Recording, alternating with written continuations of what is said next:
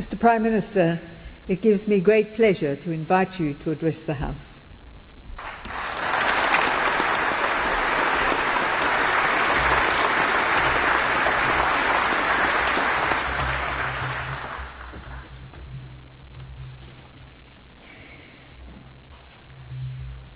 I would like to begin by acknowledging the traditional owners of this land on which we stand today and pay my respect to their elders, past and present. The Honorable Prime Minister, the Honorable Speaker of the House of Representatives, the Honorable President of the Senate, the Honorable Leader of the Opposition, Honorable Members and Senators, ladies and gentlemen. Thank you, Mr. Prime Minister, my friend Tony Abbott. Congratulations to you and the people of Australia on a successful G20.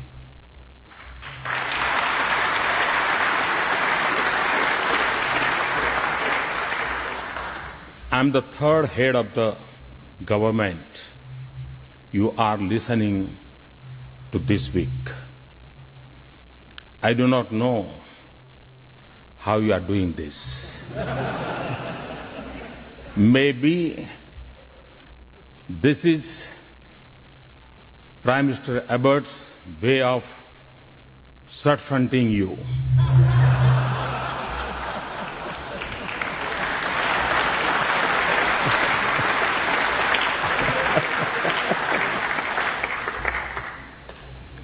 But I'm truly honored and humbled by this opportunity to speak to you.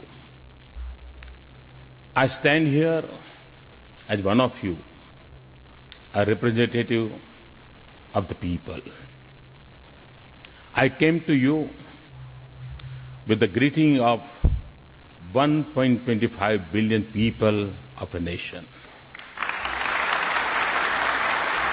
That is linked to the Australia by the great Indian Ocean, by our connected history and our many shared inheritance, and even more by our deeply interlinked destinies. And today, I have come to unite in the spirit as we were once by geography. The spirit that is fed by many stirring stories of human success and sacrifice.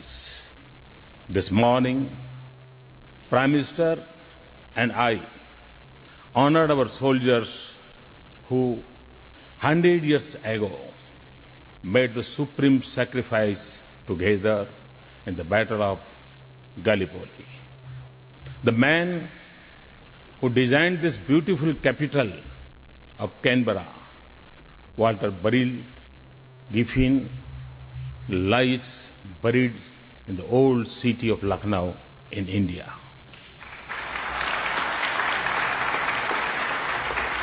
More than 150 years ago, an Australian novelist and lawyer, John Lang, fought the legal battle for a brave Indian freedom fighter, the Queen of Jhansi, Jhansi Rani Lakshmibai, against the British East India Company in India's first war of independence.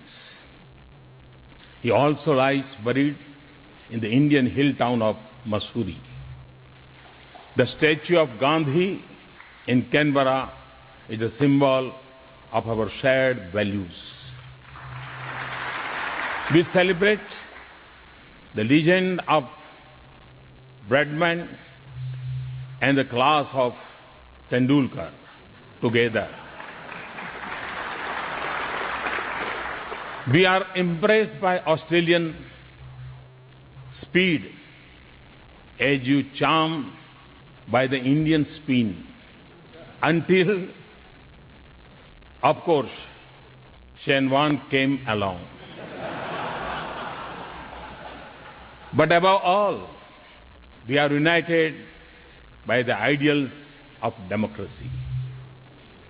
Today, as I stand in this temple of democracy, I consider nations such as ours to be blessed because democracy offers the best opportunity for the human spirit to flourish. Because we have the freedom to choose, the right to speak, and the power to remove. And for us, in politics, with no option but to live with this grace. Generations of peoples, representatives have made Australia one of the great nations of the world today. From the vast strength of territory to the abundance of resources, nature has been generous to you. But it is the people of Australia who have made Australia what it is today. I beckon of democracy and rule of law, a nation that willingly leads the search of lost aircraft, one of the most prosperous nations in the world, among the best in Human Development Index, a nation with some of the best cities in the world, some of the most productive farms and mines, some of its best universities and research centers, an advanced technology base, and a nation with great sporting skills.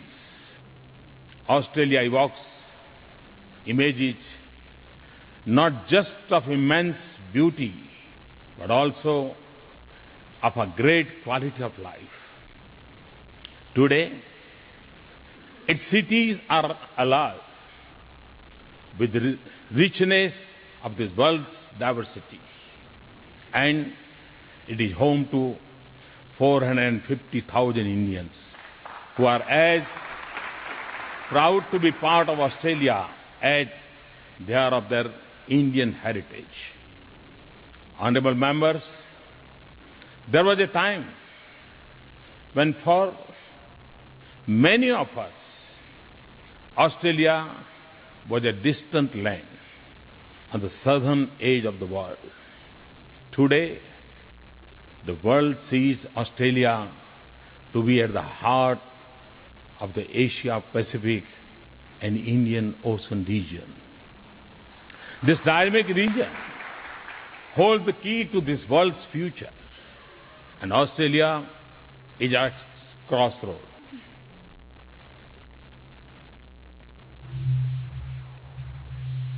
And as Australia has become more engaged in this part of the world, we welcome its growing role in driving this region's prosperity and shaping its security. Because we in India seek the same future for this world. We also see Australia as a vital partner in India's quest for progress and prosperity. There are few countries in the world where we see so much synergy as we do in Australia. India, a nation of more than 1 billion seeking development. Australia, a developed country of a few million people and vast resources. Since the turn of this century, India has been the second fastest growing economy in the world. Millions have lifted themselves out of poverty into a new life of possibilities. Today, we have a government with a clear majority after 30 years.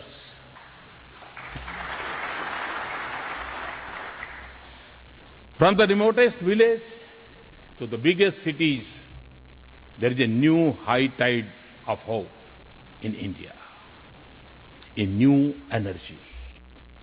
It is the energy of our youth. The 800 million people below the age of 35, eager for change, willing to work for it, because now they believe that it is possible, that they can make it happen. It is this force of transformation that will unleash. In these 6 months that we have been in office, we have moved forward thinking with ambition, acting with speed, seeking growth not just for growth, but to transform the quality of life of every Indian. I see Australia as a major partner in every area of our national priority, providing skills and education to our youth, a roof over every head and electricity in every household, the most affordable health care for the most difficult disease, the next generation of infrastructure that does not take a toll on our environment, energy that does not cause our glaciers to melt, clean coal and gas, renewable energy or fuel for nuclear power, cities that are smart, sustainable and livable, villages that offer opportunities, agriculture that yields more, and farms that are better connected to markets, practices and technology that save water. We have a new mission for turning Made in India into a global name, just as computer in India is. But we want to find new pathways to prosperity, not simply travel down the roads of the previous century. Much of India's future cities and infrastructure is yet to be built, and so we have a unique opportunity to make our choices now. And in every sector, agriculture, food processing, mining, infrastructure, finance and technology, energy, from providing funds and resources to technology and expertise.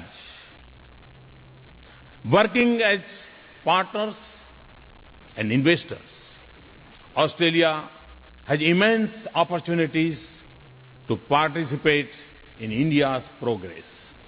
In turn, India will be the answer to your search for new economic opportunities and your desires to diversify your global economic engagement. Your source for world-class skills at home or for a manufacturing location abroad. India's development, demography and demand provide a unique long-term opportunity for Australia. And all in the familiar framework of democracy. There is no other example of this nature in the world. Indian investors too are coming here in growing numbers and commitments. Honourable members, this is an age rich in promises, but also filled with challenges. We can only pursue our dreams if we have the confidence that our cities are safe, our nations are secure, our region is stable, and our world is peaceful.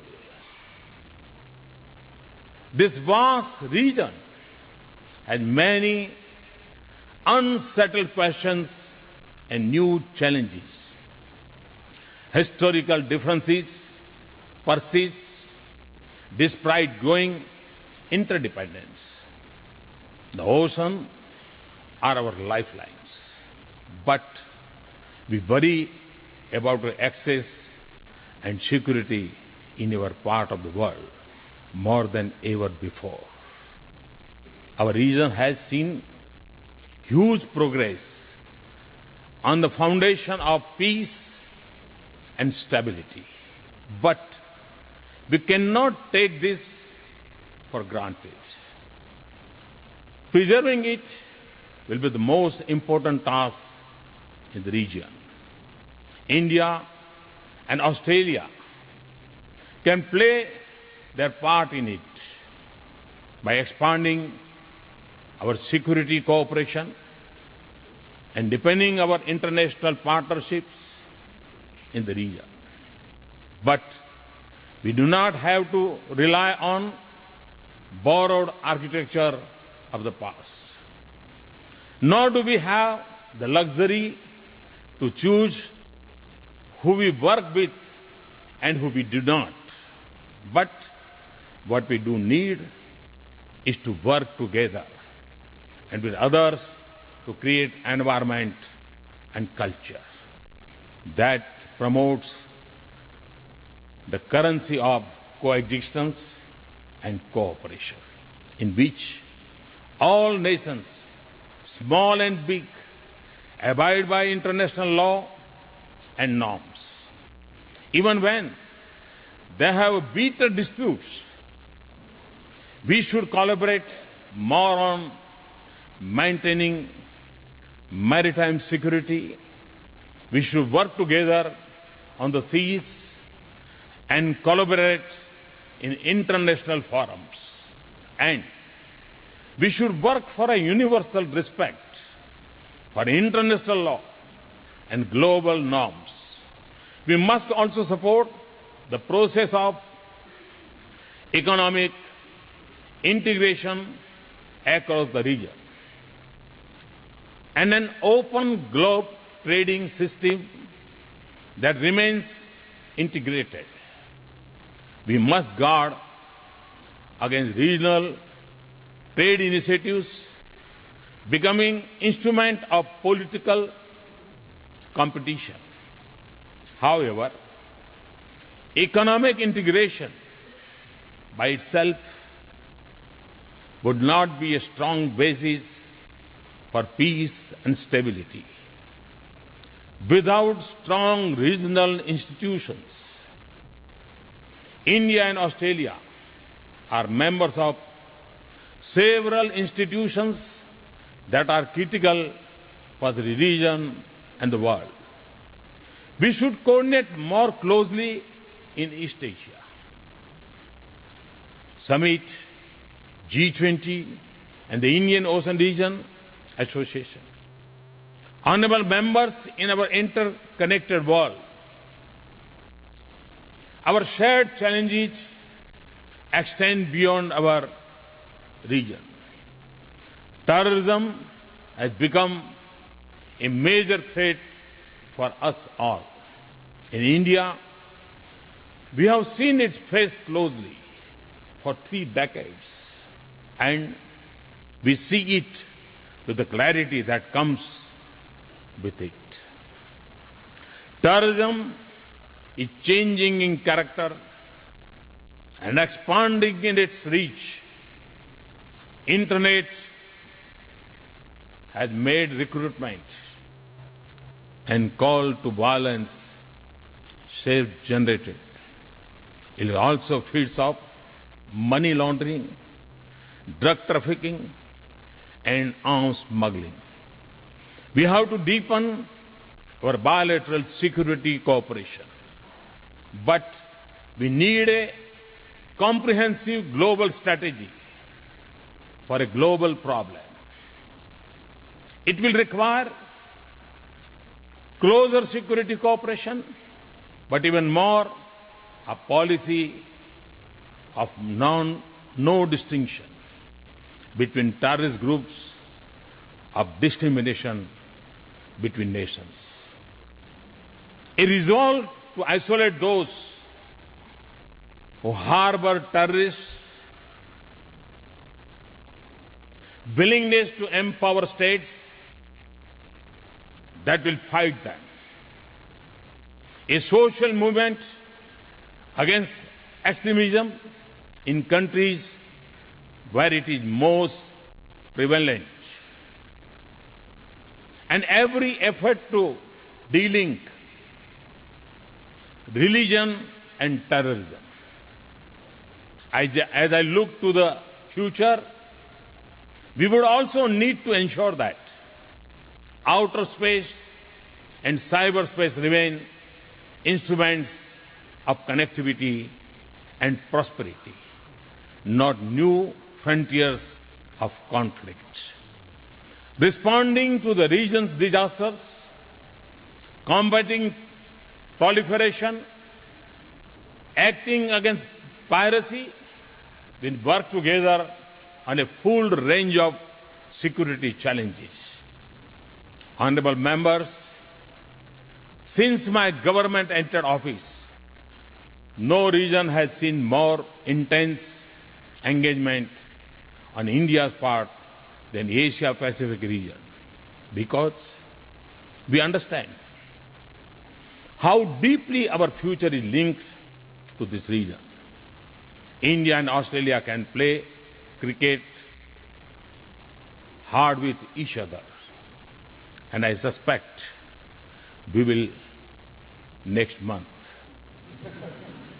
But we see Australia as one of our foremost partners in the region.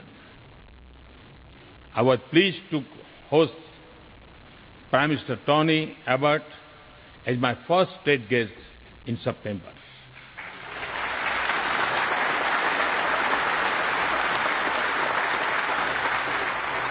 It has taken a Prime Minister of India 28 years to come to Australia. It should never have been so. And this will change. Australia will not be at the periphery of our vision, but at the center of our thoughts. So we stand together at a moment of enormous opportunity and great responsibility. I see a great future of prosperity, partnership between India and Australia, and a shared commitment to realize it. Prime Minister Abbott started us on this new journey. In September, I've come here to set our two countries more firmly on that course.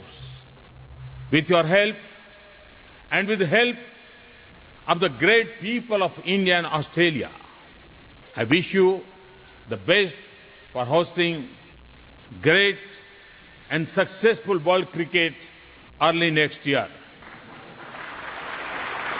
Thank you all. Thank you very much. Thanks a lot.